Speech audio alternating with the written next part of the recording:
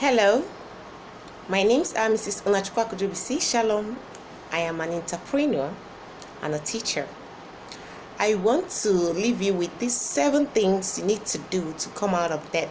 That means to owe nobody anything. I don't owe anybody anything. So many of my friends have been asking me, how did you achieve this? I want to share it today. It's just simply in 7 steps. Number 1, you need to hate to owe. You need to hate it with all passion. Like, come to the point in your life that no matter what happens, you are not going to owe anybody. Assuming you want to buy something and maybe there's a leftover and you need to pay later, drop it. Let it be, be disciplined to that point that you won't owe anybody anything, even a dime. It's not easy. So many people think, it's normal in life as we grow, as we go, to borrow from people and then to collect from people to augment, often. But that's wrong. Very wrong. You don't need to owe anybody. You don't need to borrow anything from anybody. If you cannot afford it, leave it. Come to that point in your life. It requires so much discipline. See, to come out of debt is to be disciplined. You need so much discipline to come out of debt. You don't need to owe anybody. Have that at the back of your mind. Let that be your watchword. Let that be something that you're known for, that you don't owe anybody, except in cases where life is involved. Okay? Then number 2, you need to spend or buy what you need and not what you want. If you must buy something, if you must spend on something, let it be what you need and not what you want. So many of us like going for what we like.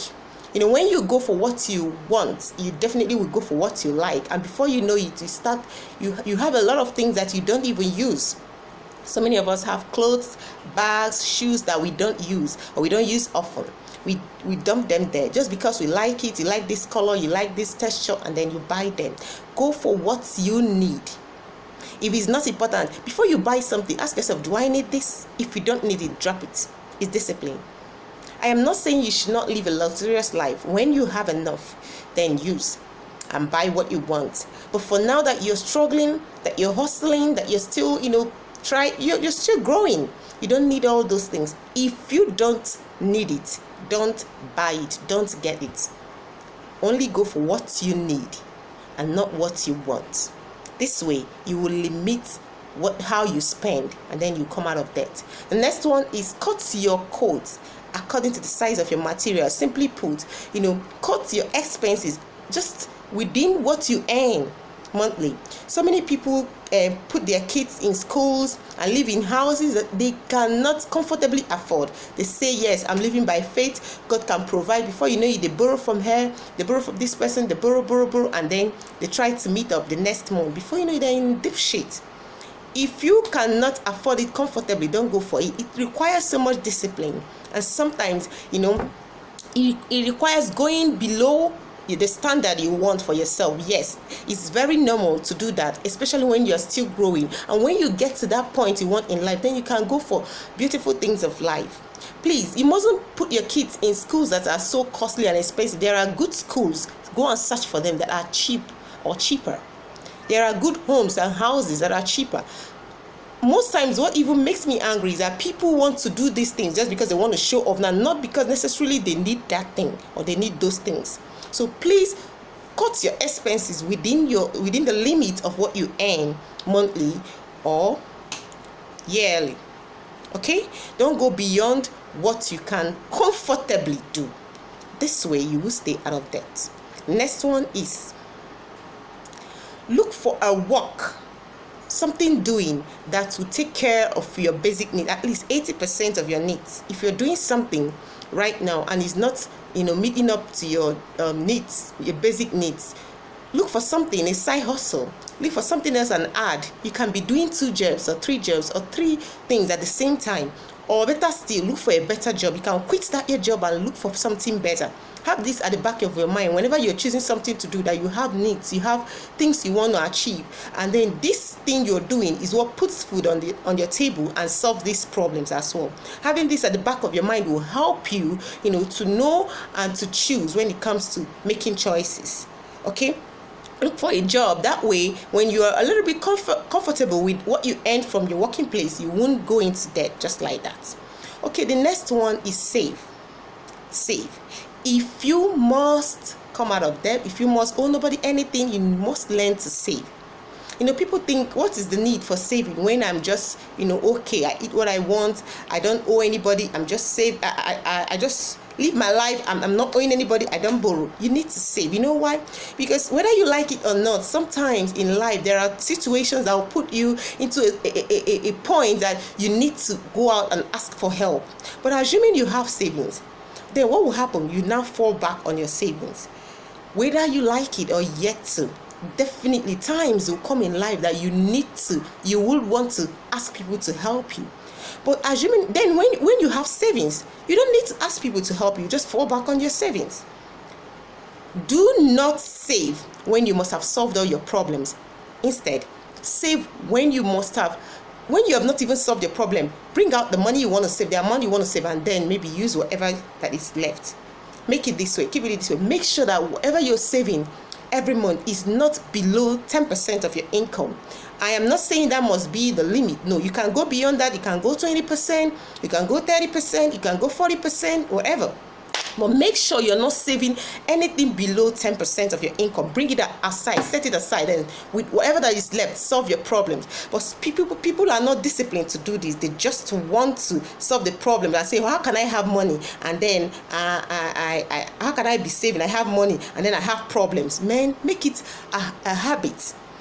Just remove that money as if it's not your money. Remove it, keep it aside as if it's not your money at all. Keep it in one place. Put it somewhere. Or some place that just assume is not your money. Make it how would I put it? Make it part of you that you must remove this amount of money every month from your income, from what you make, so that you can be able to save for the future. If you save for the future, you won't run into shit anyhow. Okay? Saving is a way forward. Is a way to live. If you don't save, very soon you will borrow. So if you don't want to borrow, you don't want to be in debt, definitely you have to start saving now. You don't save when everything is okay. You don't save when you have everything. You save when everything is not okay. Okay, the next one is, if you must be able to run out of debt, then you don't want anybody. Mind how you lend money. Mind the people you lend money to.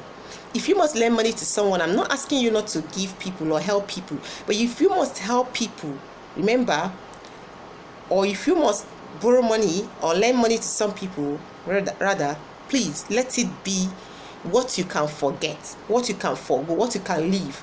Assuming you give somebody 20,000 naira and the person refuses to pay you back, you can forget it and then you'll be okay and fine. That's crazy. When some people come to ask you of money, they come with sweet tongues, they beg you. But when it's time for them to pay you back, the story will change. So please, before you lend money out, before you make sure you give somebody money, make sure it's something you can forgo, something you can leave, something you can just forget and nothing will happen. You won't feel bad. So somebody can ask you for 20,000. If you don't have 20,000, you can give the person 5,000. And when you give the person, be sure in your heart that even if the person does not give you back, you're fine. You'll be fine. Is that okay? Let this be a life pattern for you. The next one, please, before you dash out money to people, make sure they are using it for something very important. If you don't want to go into debt, you don't want to run out of cash, you don't want to run out of money, you don't want to go borrowing, mind the kind of things or people you give your money, because the kind of people you give your money, whether you like it or not, will bring you down or move you up.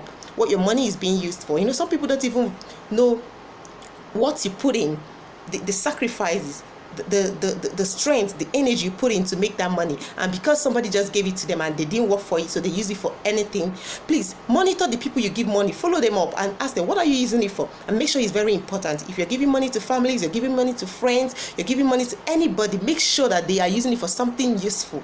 If not, don't give. I am not asking you to be stingy, but these are principles of life that you must follow. Okay? And then to help you, remember that giving is also a way of making money. It's a way of getting. When you give, you get. So make sure that every month you map out, this is 10% of my salary is for giving people. I will give it to people. I'll give it to families. I'll give it to anybody that needs it. and don't go beyond that. Don't let anything push you beyond that, except it's life threatening. It's an issue that has to do with life. Okay, don't go beyond that. Make sure you stick, within that limit, and then make sure you monitor the person. Not necessarily monitoring the person. You can ask the person, what are you using this money for? And if it's something that is not important, don't give your money, because wherever your money is being sown, money is just like seed. If you sow it, it will reap, directly or indirectly. It's just a principle about life. So make sure that your money is going into something very important. Don't just dash out money like that. Even if you want to dash out money, let them understand that you really worked for this money, and for you giving it out, it means you value them, so that your money wouldn't be used for frivolities or things that are not very important. These are principles of life, and when you apply them, you would never owe anybody, just like I am not owing anybody, and I'm free. When you are debt free, if you're not owing anybody, you live a life of happiness. It's not as if you have everything in life, but you're contented. You have enough for yourself. You get me? You have enough for yourself. You're not scared. You're not scared. Nobody knocks at your door and you're shivering like, oh God, what next? I can't be able to pay. No, you are happy. And when you're happy, everything in your life definitely will be moving on sweetly and smoothly. Is that okay? So I'll be coming up with more points, but for now, apply these 7 points. Definitely, I bet you will never owe anybody. You will never go into debt. You need discipline. Remember, discipline is the key word there. You need discipline to make sure that you hate owing. That's the first point. You need discipline to make sure that you only buy what you want. What you need and not what you want. You need discipline to make sure that you only spend within the limit of what you make. You need discipline, to save. You need discipline to mind the kind of people you lend money to, and then how much you lend to them.